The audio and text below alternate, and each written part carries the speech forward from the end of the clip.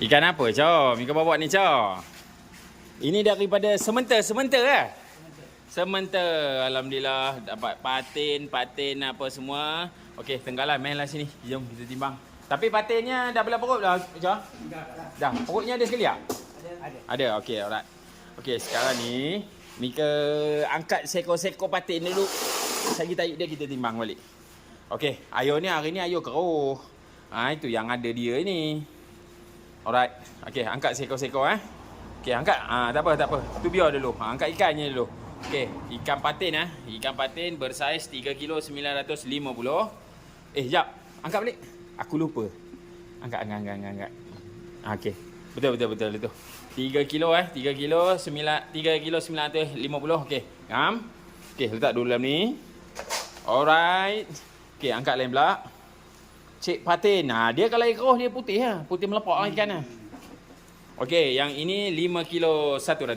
Okey. Okey, letak di sebelah tak apa. Okey. Ini kan baru ni. Baru tadi. Okey, yang ini 3 kilo 850. Okey. Cik patin juga. Ada telur dalam dia?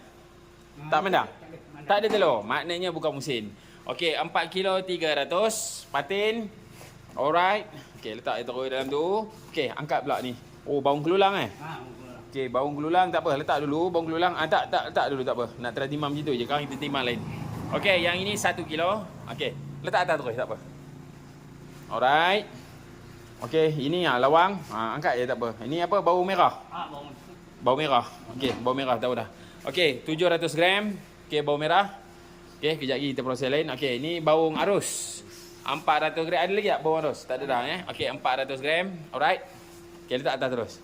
Okey, ini lawang, cik lawang 1 kilo. Oh, 800 gram. Nampak macam sekilo. Iyalah, ni sekilo ni. Okey, 800 gram. Sebab tarik dia Mika dah buang dah tadi. Okey, itu anggaran sekilo ada tu.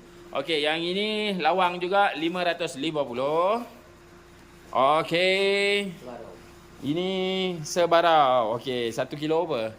950. Ini 1 kilo lebih sikit. Alright. Ini tenggalan 1 kilo 100. Nampak macam besar ikannya. Tapi timbang ni macam tak percaya je. Okey, yang ini 700 gram.